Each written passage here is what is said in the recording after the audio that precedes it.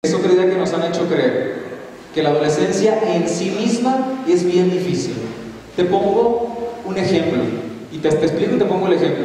¿Qué es la adolescencia? La adolescencia es la etapa en la que el niño ha terminado de absorber ideas, emociones, pensamientos, y por la edad a la que llega, eso ya se acabó. Y ahora viene expresar hacia afuera todo lo que el niño recibió. La adolescencia no es otra cosa que la vuelta de regreso de todo lo que invertimos en ese niño, también de lo que no nos acordamos, ¿sí? Incluso desde el momento de la concepción, ¿sí?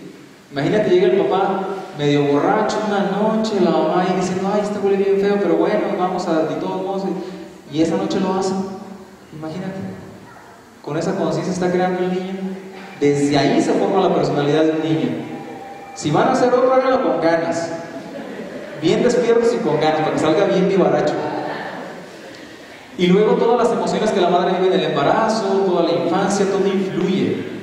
El ejemplo es este, y es bien interesante. Una persona de 70 años, la vemos a lo mejor toda enferma, toda achacosa, y decimos, qué fea es la vejez, ¿verdad? Pura enfermedad, puro dolor, puro sufrimiento. A lo mejor de 70, 80 años. Decimos, sí, la vejez es bien triste.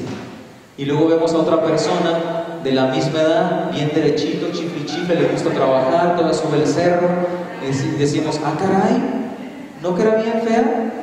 Entonces, ¿de qué depende un tipo de vejez y de la otra? De los hábitos de alimentación, de ejercicio, de si la persona fue feliz o no, cómo fueron todos sus hábitos en los últimos 30 años, ¿cierto o no? Entonces, ¿la vejez tiene que ser terrible, fatal, que no puede uno caminar? No. Si le seguimos entrando a la coquita, las tortillas, el panecito y la carnita, sí, nos va a ir como en feria, diabetes segura, tarde o temprano. Dicen, ¿por qué Dios permite tanta enfermedad, la diabetes? ¿Dios no manda la diabetes? Vamos por una coca de 2 litros todos los días, ¿sí? Viene en presentación de 2 litros la diabetes. Entonces, con la adolescencia es igual.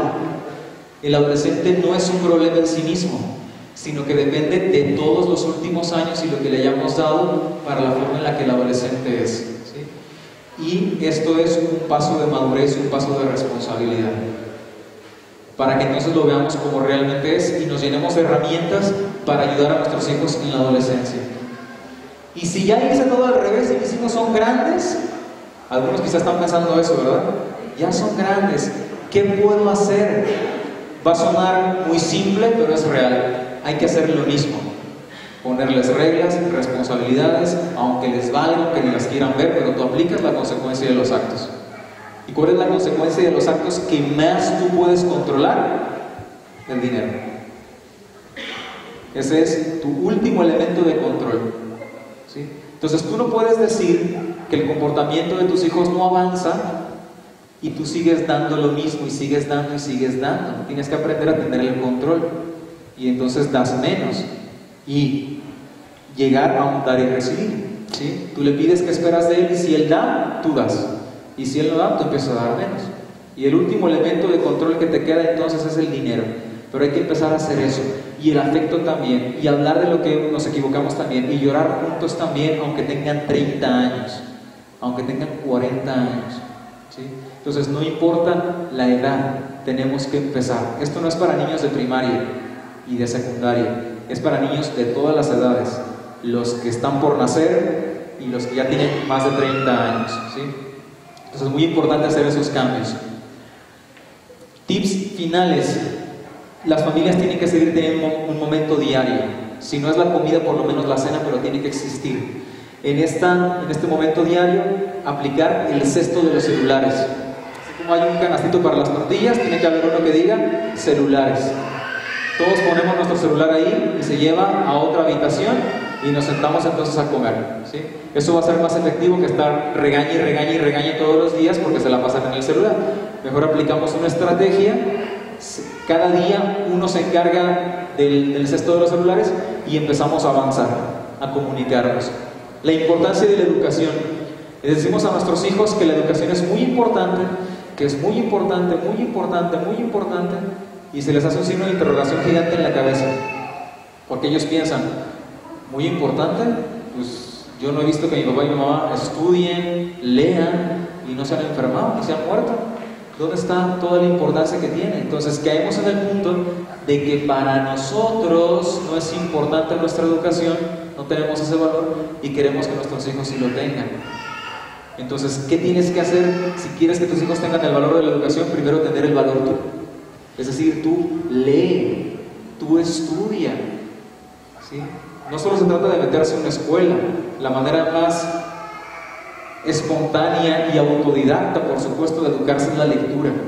Pero si no terminaste la prepa, termínala. Si quieres estudiar una carrera y no habías podido antes, empiézala. Entonces, cuando tú le des importancia a tu educación y tus hijos vean que haces eso, para ellos se va a volver normal que la educación es importante. Pero tenemos que educar con ese ejemplo. Regular el uso de la tecnología. Aquí tenemos un gran problema.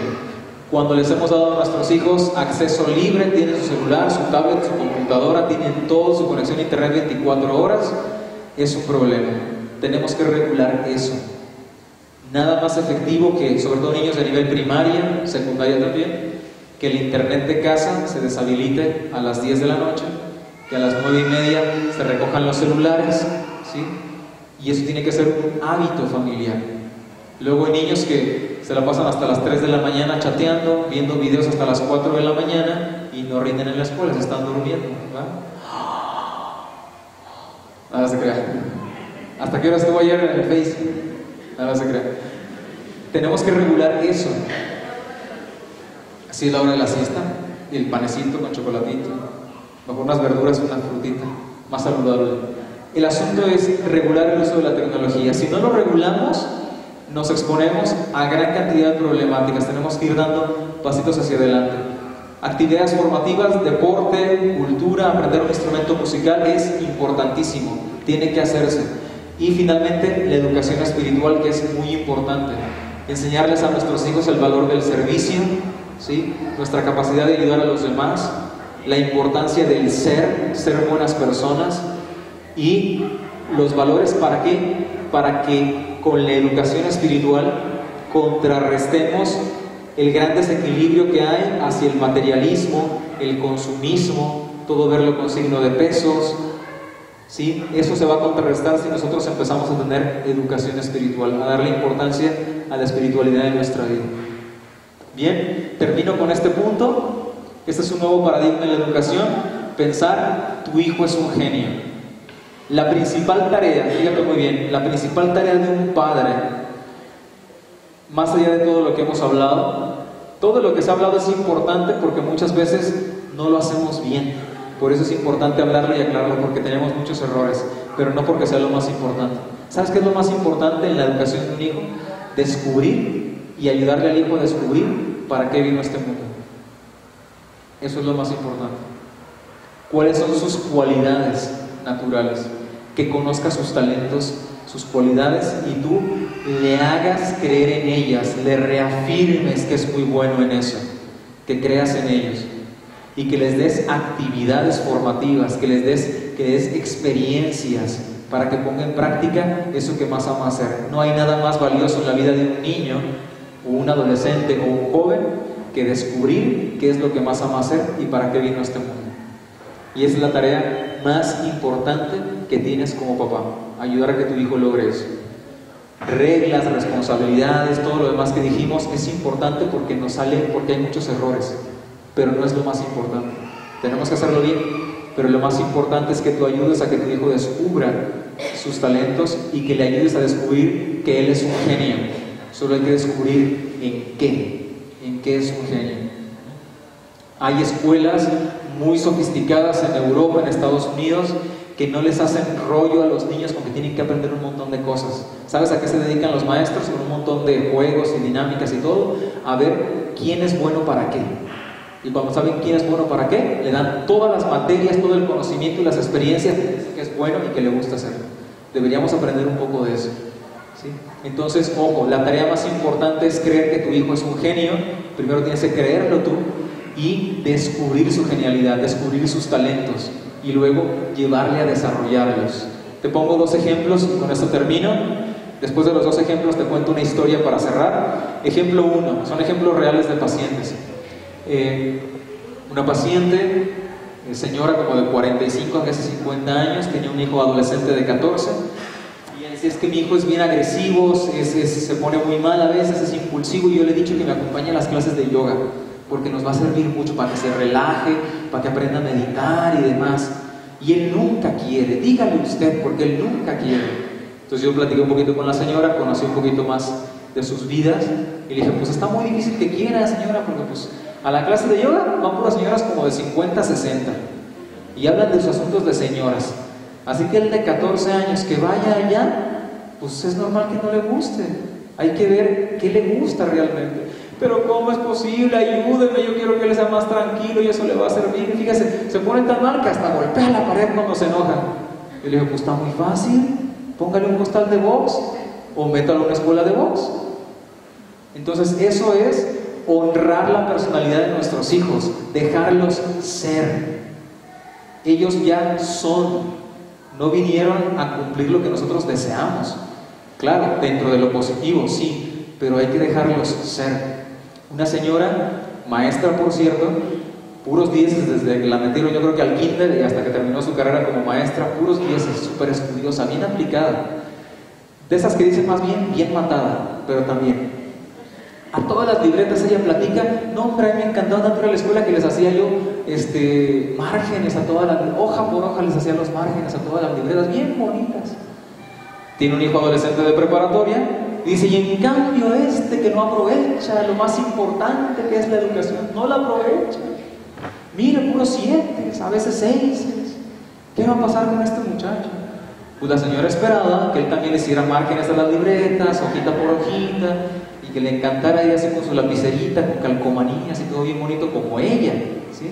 Dice, y ahora peor. Y yo, ¿cómo que peor? Sí, fíjese, se anda juntando con un grupito de amigos, juntaron hasta dinero, mandaron a traer un pedido de cosas de China y ya las vendieron todas y quiere pedir más, imagínese dónde va a llegar con la escuela. Yo le dije, señora, felicidades. ¿Cómo que felicidades?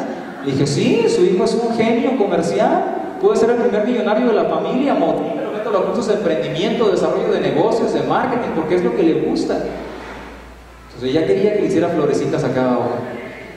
Entonces, fíjate lo que es honrar la personalidad de nuestros hijos, descubrir en qué son buenos y fomentar eso, alimentar eso, y de esa manera ellos van a llegar muy lejos.